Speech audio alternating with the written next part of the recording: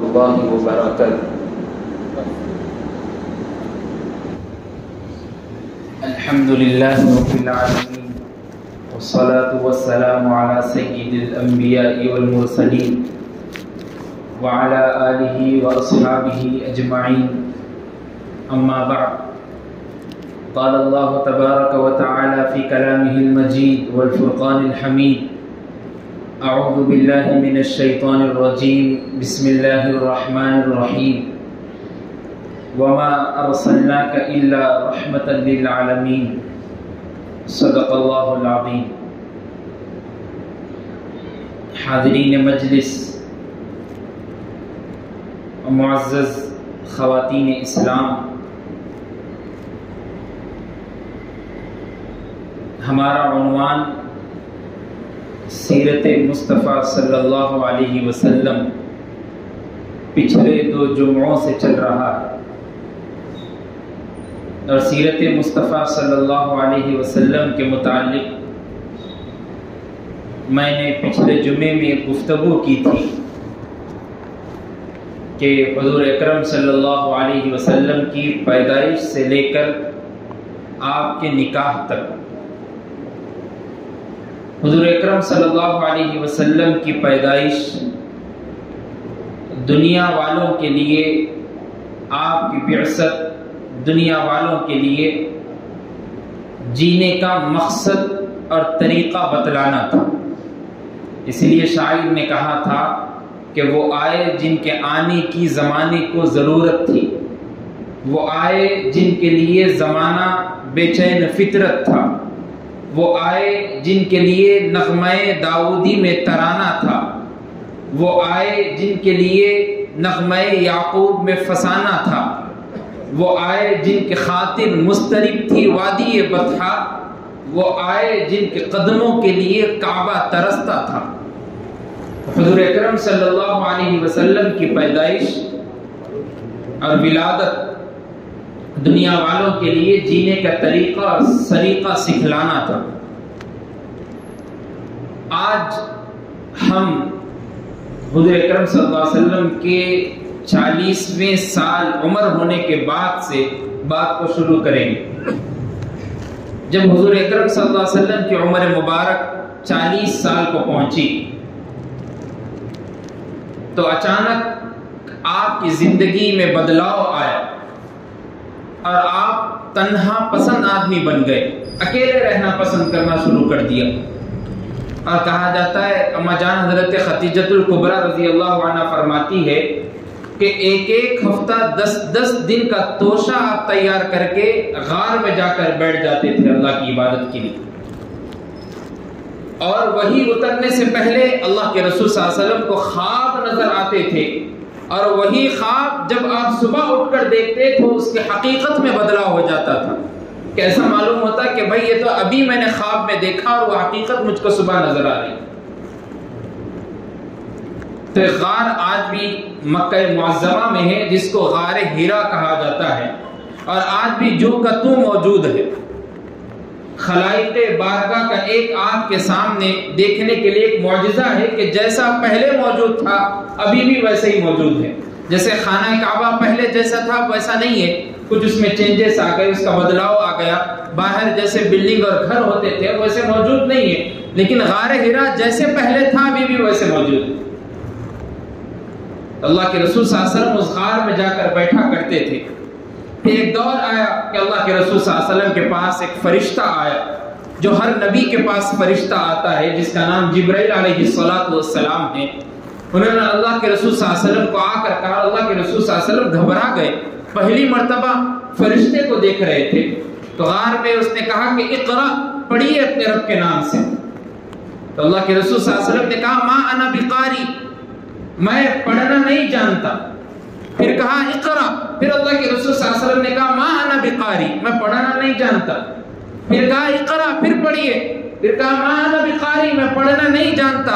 اس کے بعد فرشتے نے 3 مرتبہ آپ کو زور سے اپنے بازوؤں میں لے کر دبایا، اور ایسا چمٹا کہ اپنا سینہ اللہ کے رسول صلی اللہ علیہ وسلم کے سینے کو لگ گئے، اور وہی ہیبت، وہی لرزہ دل پہ ایسی کیفیت طاری ہو گئی، ڈر اور خوف میں ہو گئے۔ پہلی مرتبہ تو دیکھ رہے تھے، پھر اس کے بعد پڑھنے کی باری آئی تو کچھ پڑھے نہیں تھے، اس لیے کہ اللہ کے رسول صلی اللہ علیہ وسلم امی تھے، پڑھنا لکھنا نہیں جانتے تھے۔ سب سے پہلے یہ بات ہم ذہن میں رکھیں کہ اللہ کے رسول صلی اللہ علیہ وسلم کا دنیا میں کوئی استاد نہیں ہے، استاد اللہ تبارک و تعالیٰ ہے۔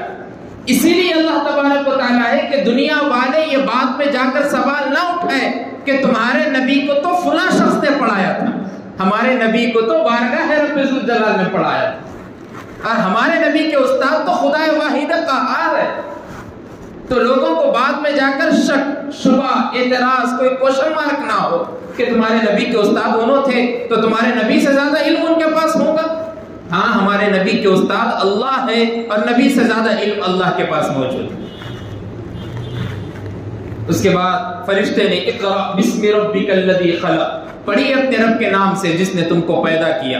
خلق الانسان من علق اقرأ وربک الاکرم الذی علم بالقلم علم الانسان ما لم يعلم۔ جب یہ آیت نازل ہوئی اللہ کے رسول صلی اللہ علیہ وسلم نے ان کو یاد کر لیا زبانی۔ اس کے بعد اما جان حضرت خدیجہ الکبریٰ رضی اللہ عنہا کے پاس آئے اور ڈرتے ہوئے گھبراتے ہوئے آئے اور آ کر کہا زملونی زملونی، مجھے چادر اڑاؤ، مجھے چادر اڑاؤ، اس لیے کہ ڈر اور ہیبت ایسی معلوم ہو رہی تھی کہ کبھی آپ نے وہ منظر دیکھا ہی نہیں تھا۔ حضرت خدیجہ الکبریٰ سے کہنے لگے مجھ کو ایسا معلوم ہو رہا ہے کہ میں بہت زیادہ میری طبیعت خراب ہو گئی، کیا معلوم میرے ساتھ کیا ہوا؟ اما جان حضرت خدیجہ الکبریٰ کے وہ الفاظ جس سے اللہ کے رسول صلی اللہ علیہ وسلم کو آپ نے دلاسا دلایا اور کہا کہ دیکھیے آپ میں کوئی جادو وغیرہ نہیں ہو سکتا، آپ تو انصاف پسند ہے، آپ تو لوگوں کی محبت میں ڈوبنے والے ہیں، آپ تو صادق ہے، آپ ہر بات سچائی کے ساتھ جواب دیتے ہیں، آپ امانت دار ہیں، آپ سے زیادہ آج تک میں نے کسی کو ایسا سچا اور امانت دار نہیں دیکھا۔ تو مجان حضرت خدیجہ الکبریٰ نے جب آپ کو تھوڑی دیر آرام کرنے کے بعد آپ کے چچا ورقہ بن نوفل کے پاس لے گئی، جو اس زمانے کے نصرانی مذہب کے موحد تھے، بت پرستی سے بیزار ہو کر نصرانی بن گئے تھے اور دیندار تھے، لیکن بہت زیادہ بوڑھے تھے اور نابینا تھے۔ جب ان کے پاس لے گئے حضرت خدیجہ الکبریٰ نے کہا کہ اے میرے چچا جان دیکھیے میرے شوہر کو کیا ہو رہا ہے، بہت بیمار ہو گئے، ڈر میں ہے، ہیبت میں ہے۔ تو ورقہ بن نوفل نے کہا بتاؤ تمہارے ساتھ کیا ہوا؟ اللہ کے رسول صلی اللہ علیہ وسلم نے پورا واقعہ سنا جبرائیل امین علیہ السلام کے ساتھ۔ اس کے بعد ورقہ بن نوفل نے کہا یہ تو وہی فرشتہ ہے جو موسیٰ اور عیسیٰ کے پاس آیا تھا، مجھے ڈر ہے اس بات کا کہ تمہاری قوم جب تمہارے کو مکے سے نکالے گی، جب اس وقت میں زندہ نہیں رہوں، کاش میں زندہ ہوتا تو تم کو بچاتا۔ اللہ کے رسول صلی اللہ علیہ وسلم بہت پریشان ہو گئے، میری قوم جو مجھ کو صادق اور امین کہتی ہے، یہی قوم مجھ کو یہاں سے نکالے گی؟ اس کے بعد اللہ کے رسول صلی اللہ علیہ وسلم کو کئی دنوں تک وہی آنا بند ہو گئی۔ اب بار بار آسمان کی طرف نگاہ اٹھا کر دیکھتے، ایک مرتبہ مکے سے جا رہے ہیں، راستے میں آسمان کی طرف نگاہ اٹھا کر دیکھے تو وہی فرشتہ جبرائیل امین علیہ السلام کرسی پر بیٹھے نظر آئے اور ڈر اور ہیبت میں ہو گئے کہ آسمانوں پر کرسی پر بیٹھا ہوا فرشتہ ہے۔ پھر بھاگتے ہوئے اور کہا زملونی، چادر اڑا دو۔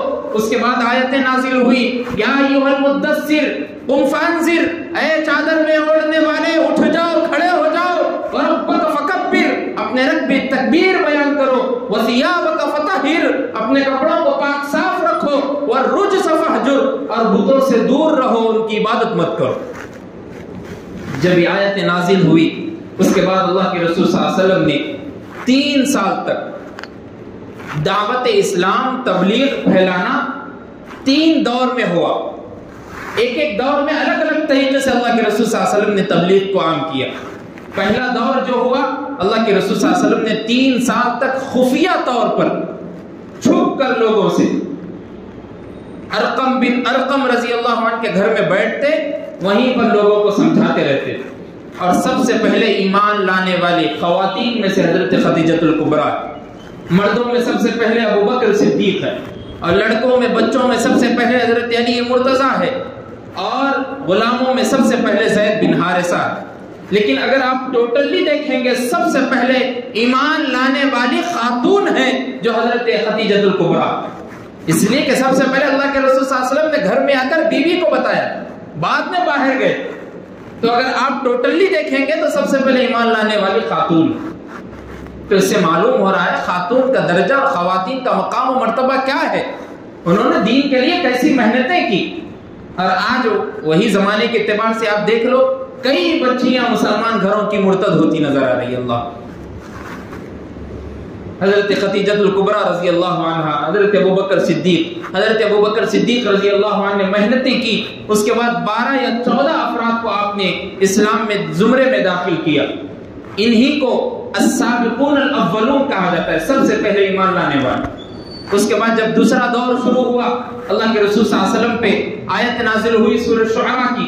آپ نے اللہ کے رسول صلی اللہ علیہ وسلم کو کہا گیا وَأَنذِرْ عَشِيرَتَكَ الْأَقْرَبِينَ، اے نبی اب اپنے خاندان والوں کو اپنی دین کی دعوت میں تبلیغ میں لے لیجیے اور علل اعلان کر دیجیے ان کے سامنے. اللہ کے رسول صلی اللہ علیہ وسلم ایک گھاٹی پہ پہاڑ پر گئے اور جا کر لوگوں کو جمع کیا. یا آدھا قریش، آ جائیے قریش کے لوگ، بنی ہاشم کے لوگ، پورے لوگ آ گئے. اس میں ابو لہب ہے، بڑے بڑے کفار ہے، لیڈر ہے، قریش کا سردار ہے. ساروں سے کہا گیا میں اگر تم کو ایک بات کہوں کہ تم میری بات کا یقین کرو گے؟ ان لوگوں نے کہا ضرور کریں گے، آپ تو صادق ہیں. اللہ کے رسول صلی اللہ علیہ وسلم نے کہا کہ دیکھو اس پہاڑ کے پیچھے سے قافلہ آ رہا ہے جو ہمارے اوپر حملہ کرنے والا ہے، کیا تم اس بات کو تسلیم کرو گے؟ سب نے لبیک کہا، ہاں ہم تو آپ کو صادق مانتے ہیں، امانت دار مانتے ہیں، سچ بولنے والا مانتے ہیں، ہم کیسے قبول نہیں کریں گے؟ تو اللہ کے رسول صلی اللہ علیہ وسلم نے کہا دیکھو مجھ پر وحی نازل ہوئی اور مجھ کو حکم دیا گیا کہ تم میرے ہاتھ پر بیعت کرو، کلمہ پڑھو اور اسلام میں داخل ہو جاؤ. سب سے پہلا ابو لہب، خود چچا ہے اللہ کے رسول صلی اللہ علیہ وسلم کا، کہتا ہے تبّن لک یا محمد الہذا جمعتنا، اے محمد تمہارے اوپر خاک اڑے نعوذ باللہ، تم نے ہم کو اس بات کے لیے جمع کیا ہے. چچا ہے ابو لہب اور زبان سے بات نکلتی ہے تبّن لک یا محمد، نعوذ باللہ کہ محمد تم خاک ہو جاؤ، تم مٹی میں مل جاؤ نعوذ باللہ. تو اللہ نے اسی تبت کو لے کر آیت نازل کی، تبت یدا ابی لہب وتب. محمد کے ہاتھ نہیں، ابو لہب کے دونوں ہاتھ ٹوٹ جائے اور خاک میں مل جائے. اور ہوا بھی ویسے. اللہ کے رسول صلی اللہ علیہ وسلم کے شان میں گستاخی ہو، چاہے چچا ہو، سگا چچا ہو، لیکن دین کے سلسلے میں محمد الرسول اللہ کے اوپر کوئی زبان درازی کرے گا اللہ اس کو نہیں چھوڑے گا. یہ اللہ نے ایک رول ماڈل دنیا والوں کو بتایا.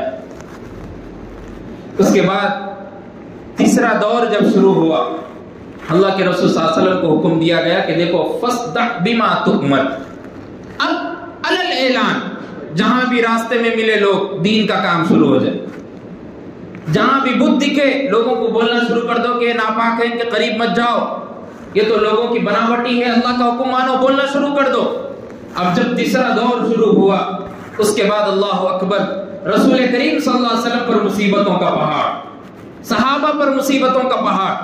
سب سے پہلے ابو طالب کے پاس آئے لوگ، آ کر کہنے لگے کہ دیکھو تمہارے بھتیجے کو سمجھا دو ورنہ تم اس کے بیچ سے ہٹ جاؤ، ہم دیکھ لیں گے تمہارے بھتیجے.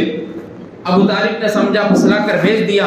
اس کے بعد بیٹے سے بھتیجے سے کہا کہ دیکھو بھتیجے تم یہ کام جو کر رہے ہو اس سے سردار قریش پریشان ہو رہے، جہاں تک ہو سکے تم اس کام کو چھوڑ دو یا تھوڑے دن چھوڑ دو، پھر اس کے بعد کام شروع کر دینا، تھوڑا معاملہ ٹھنڈا ہو جائے. اللہ کے رسول صلی اللہ علیہ وسلم کی حمیت جاگ اٹھی. آپ نے کہا چچا جان اگر میرے ایک ہاتھ پہ سورج ایک ہاتھ پہ چاند لا کر رکھ دیا جائے اور یہ لوگ کہیں کہ اس کام کو چھوڑ دو، پھر بھی آپ کا بھتیجا محمد صلی اللہ علیہ وسلم کبھی چھوڑ نہیں سکتا. جب چچا نے اس بات کو سنا تو بھی چچا کی محبت بھی جاگ اٹھی اور کہنے لگے دیکھو جب تک میں زندہ ہوں تمہارے کو ہاتھ لگانے سے پہلے ابو طالب کے پاس سے گزرنا پڑے. اس کے بعد جب دوسری مرتبہ وفد آیا ابو طالب کے پاس تو ابو طالب نے کہا کہ میں اس کے بیچ میں ہوں، جو کچھ بھی کرنا ہے پہلے میرے سے کرنا. لوگ نہیں سنے. اللہ کے رسول صلی اللہ علیہ وسلم کو پھر تکلیف دینا شروع کر دیا.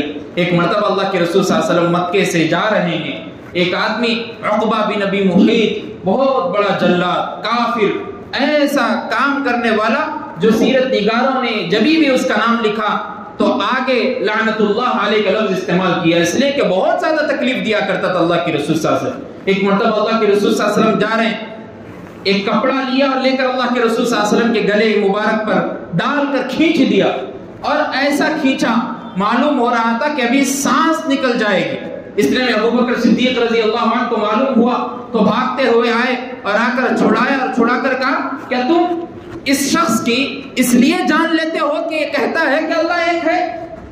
ابو بکر صدیق نے کافروں سے لڑا، اور سیرت نگار کہتے ہیں ابو بکر صدیق نے کافروں کو مارا بھی اور مار بھی کھایا اللہ کے رسول صلی اللہ علیہ وسلم۔ یہیں تک نہیں رکے، اللہ کے رسول صلی اللہ علیہ وسلم ایک مرتبہ نماز ادا کر رہے ہیں، آپ سجدے کی حالت میں ہیں، ابو لہب کہتا ہے کہ دیکھو کون ہے شخص جو فلاں شخص کی اونٹ کی چمڑی اور اوجھڑی لا کر اس شخص پر رکھ دے گا، کون ہے تیار ہو جاؤ۔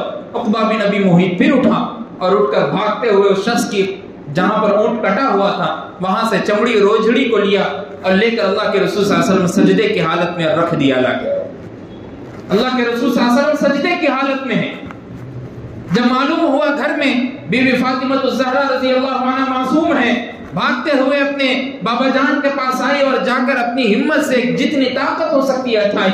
اس کے بعد اللہ کے رسول صلی اللہ علیہ وسلم کے گود میں بیٹھ کر رونے لگی۔ اللہ کے رسول صلی اللہ علیہ وسلم نے اس کے بعد دعا مانگی اور ایسی دعا مانگی، عبداللہ ابن مسعود کہتے ہیں اللہ کے رسول صلی اللہ علیہ وسلم نے کہا اللہم علیک بقریش، اے اللہ ان قریش کے سرداروں کو دیکھ لینا۔ عبداللہ ابن مسعود کہتے ہیں ہم نے جنگ بدر میں ان پورے کفار کو دیکھا جن کی لاشیں سڑی ہوئی تھی، اور اللہ کے رسول صلی اللہ علیہ وسلم نے حکم دیا ان کی لاشوں کو ایک گڑھے میں ڈال دو، اور گڑھے میں ڈالنے کے بعد کہا اللہ کی لعنت ہو ان گڑھے والوں پر۔ عبداللہ ابن مسعود گواہ ہے اس بات کے، جنہوں نے اللہ کے رسول صلی اللہ علیہ وسلم کو تکلیف دی تھی ان کو جنگ بدر میں اللہ نے مار دیا۔ اللہ کے رسول صلی اللہ علیہ وسلم کو ایسے ستایا گیا۔ ایک مرتبہ اللہ کے رسول صلی اللہ علیہ وسلم راستے میں بیٹھے ہیں اور ایک کافر پیچھے سے آتا ہے اور اللہ کے رسول صلی اللہ علیہ وسلم کے اوپر ایک کپڑا لا کر منہ میں دبوچتا ہے۔ کہ جب صحابہ نے آپ کو دیکھا، جو اس وقت تھے چند صحابہ، ان لوگوں نے آ کر ہٹایا۔ ایسی تکلیفیں اللہ کے رسول صلی اللہ علیہ وسلم کے ساتھ ہوئی۔ یہیں تک نہیں، جن لوگوں نے اللہ کے رسول صلی اللہ علیہ وسلم کے ہاتھ پر بیعت کیا تھا، جو صحابہ تھے، السابقون الاولون تھے، ان کو بھی ان لوگوں نے نہیں چھوڑا۔ عمار بن یاسر رضی اللہ عنہ کے ساتھ کیا کیا، حضرت خباب بن الارض کے ساتھ کیا کیا، حضرت عثمان بن عفان کے ساتھ کیا ہوا۔ ان کا مالک حضرت عثمان بن عفان رضی اللہ عنہ کو ایک کپڑے میں ڈال کر، ایک بستر میں ڈال کر، اندر منہ ڈال کر ایک دھواں دیتا تھا جس سے حضرت عثمان بن عفان رضی اللہ عنہ کی سانس رک جاتی تھی۔ صحابہ نے دین کے خاطر ایسی قربانیاں پیش کی۔ راوی کہتے ہیں ہم نے تمام صحابہ کو محنتیں کرتی ہوئی دین کے راہ میں قربان ہوتے ہوئے دیکھا، کبھی ان کی زبان سے بات نہیں نکلی کہ اللہ اکبر، اس دین کے لیے اپنی جان کو قربان کرنا پڑے۔ وہ تو کہتے تھے کہ اس دین کے لیے اپنی جان تو کیا، اپنے بچوں کی جان بھی دینی پڑی تو ہم تیار ہیں۔ اس لیے علامہ اقبال نے کہا تھا کہ باطل سے دبنے والے اے آسماں نہیں ہم، باطل سے دبنے والے اے آسماں نہیں ہم، 100 بار کر چکا ہے تو امتحان ہمارا۔ اس محمد صلی اللہ علیہ وسلم کی دین کے مشن کے لیے ہم اپنی جانوں کا نذرانہ بھی پیش کر دیں گے۔ حضرت سمیہ رضی اللہ عنہا سب سے پہلی شہید ہونے والی خاتون، کیا ہوا؟ ابو جہل زور سے تیر کھینچ کر مارتا ہے جو جا کے ناف پر لگتی ہے اور شہید ہو جاتا ہے۔ حضرت سمیہ نے دین کی خاطر قربانی پیش کی۔ ابو ذر غفاری رضی اللہ تعالی، ان کا مالک، ان کا آقا ہمیشہ ان کو مارتا رہتا اور اتنا مارتا رہتا اور کہتا کہ ابو ذر اب تو بدل جاؤ، اتنا مار کھانے کے باوجود بھی دین سے نہیں ہٹتے۔ حضرت بلال حبشی کے ساتھ کیا ہوا؟ اتنا مارا جاتا، آپ کے جسم پر سے کپڑا ہٹا کر سعودی اور دبئی کی ابھی بھی گرمی آپ معلوم کر سکتے، وہاں کی ریتیلی زمین چت لٹا کر بڑا سا پتھر آپ کے سینے پر رکھ دیا جاتا اور کہا جاتا کہ دیکھو بلال، اگر نہیں سنو گے یہی کام تمہارے ساتھ روزانہ ہوتا رہے گا۔ اور حضرت بلال حبشی کی زبان سے احد کے علاوہ کچھ نہیں نکلتا کہ اللہ ایک ہے، اللہ ایک ہے، تم چاہے میری جان لے لو، چاہے تم کچھ لے لو، میرا ایمان کا سودا نہیں ہو سکی۔ حضرت ابوبکر صدیق رضی اللہ تعالیٰ نے کئی صحابہ کو کئی دینار درہم دے کر آزاد کرا دیا۔ یہ صحابہ نے ظلم و ستم کو، تکلیف کو برداشت کیا اور مصیبتوں کو جھیلا۔ ابھی ختم ہونے والی نہیں تھی۔ ان لوگوں نے سوچا کہ محمد ایسے باز آنے والے نہیں ہیں۔ ان لوگوں کو معلوم ہوا کہ اب چھوڑنا نہیں ہے۔ اس کے بعد ایک دور وہ بھی آیا کہ حضرت حمزہ رضی اللہ تعالیٰ نے اسلام قبول کیا، اور جب حضرت حمزہ رضی اللہ تعالیٰ نے اسلام قبول کیا تو اللہ کے رسول صلی اللہ علیہ وسلم فرماتے ہیں میرا ایک بازو طاقتور بن گیا، ایک ہاتھ میں زیادہ جان اور طاقت آ گئی، اس لیے کہ حضرت حمزہ پہلوان تھے۔ اس زمانے کے سردار قریش کی میٹنگ حضرت حمزہ کے بغیر ہوتی ہی نہیں تھی۔ جب حضرت حمزہ نے اسلام قبول کیا ہوا بھی کیا، ابو لہب اللہ کے رسول صلی اللہ علیہ وسلم کو تکلیف دینا شروع کیا، راستے میں جاتے وقت گالیاں دینا، کیچڑ اچھالنا، آپ کو مارنا، تکلیف دینا۔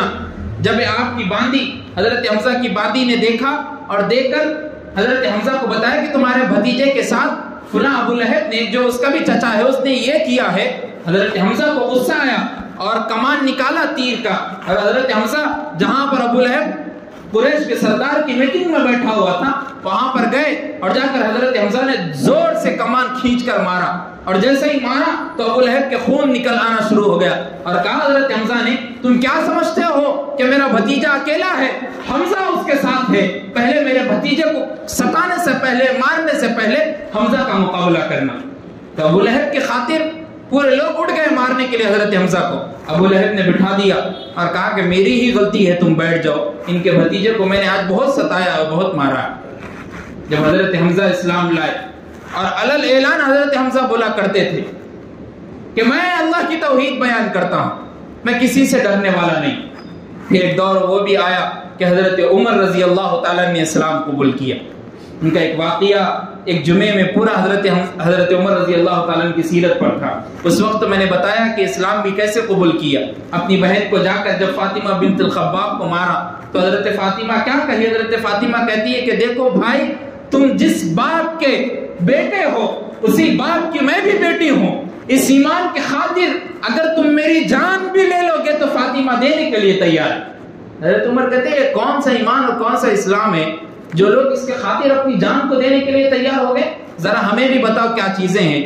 جب سورہ حدید سبح للہ ما فی السماوات و ما فی الارض وہو العزیز الحکیم یہ آیت آپ کے سامنے پڑھی گئی تو آپ کا دل پگھلا گیا، اور ویسے ہی ننگی تلوار لیے حضرت زید بن ارقم کے گھر پر پہنچے جہاں پر اللہ کے رسول صلی اللہ علیہ وسلم درس دیا کرتے تھے صحابہ کو۔ حضرت حمزہ کو جب معلوم ہوا کہ حضرت عمر تلوار لے کر آ رہے ہیں تو حضرت حمزہ نے کہا آنے دو، اگر اچھائی کا ارادہ ہے تو کوئی بات نہیں، اگر برائی کا ارادہ لے کر آ رہا ہے تو اسی تلوار سے اس کا سر قلم کر دوں گا۔ جب حضرت عمر رضی اللہ تعالیٰ اندر گھر میں داخل ہوئے، اللہ کے رسول صلی اللہ علیہ وسلم اٹھے اور اٹھ کر حضرت عمر کے دونوں بازوؤں کو پکڑ کر ہلایا اور کہا اے عمر، کیا اب بھی وقت نہیں آیا کہ تم دین اور اسلام میں داخل ہو جاؤ؟ جب جیسے ہی ہلایا حضرت عمر نے اشہد ان لا الہ الا اللہ واشہد ان محمد عبدہ ورسولہ کی لبیک گواہی دی، اور سب سے پہلا سوال کیا اے اللہ کے رسول صلی اللہ علیہ وسلم کیا ہمارا دین سچا نہیں ہے؟ اللہ کے رسول صلی اللہ علیہ وسلم نے کہا بالکل سچا ہے۔ حضرت عمر نے کہا پھر ہم نماز کیوں چھپ کر پڑھتے ہیں، مکے میں خانہ کعبہ میں جا کر پڑھیں گے۔ تو اللہ کے رسول صلی اللہ علیہ وسلم نے دو جماعتیں بنائی، ایک جماعت کے سردار حضرت حمزہ، ایک جماعت کے سردار حضرت عمر بن خطاب۔ اب کافر قریش کے سردار دیکھ رہے ہیں لیکن کچھ کر نہیں سکتے، اس لیے کہ دونوں پہلوان مکے کے سامنے بیٹھے ہیں، اگر لڑنا ہے تو سب سے پہلے دونوں سے لڑنا پڑی۔ پھر لوگ سمجھ گئے کہ اب یہ لوگ سننے والے نہیں ہیں، محمد باز آنے والے نہیں ہیں، اب کچھ نہ کچھ ہم کو ٹارگٹ بنانا پڑے گا۔ سب سے پہلے پورے لوگ میٹنگ کر کے ایک کام سے گئے اور اللہ کے رسول صلی اللہ علیہ وسلم کے پاس گئے اور جا کر کہا اے محمد باز آ جاؤ، تم کو کیا ہونا ہے مجھ کو بتاؤ، تم سب سے بڑے سردار مالک بننا چاہتے ہو؟ یہ لو سونا ہے، چاندی ہے، زیورات ہے، دینار ہے، درہم ہے، ہیرے ہے، موتی ہے، سب تمہارے لیے۔ اگر تم مکے کی سب سے حسین جمیل خوبصورت لڑکی سے نکاح کرنا چاہتے ہو ہم تیار ہیں دینے کے لیے۔ اللہ کے رسول صلی اللہ علیہ وسلم نے کہا اس کام کے لیے میں نہیں آیا، میرا کام جو ہے اس کے لیے صحابہ اپنی جان دینے کے لیے تیار ہے، وہی کافی ہے۔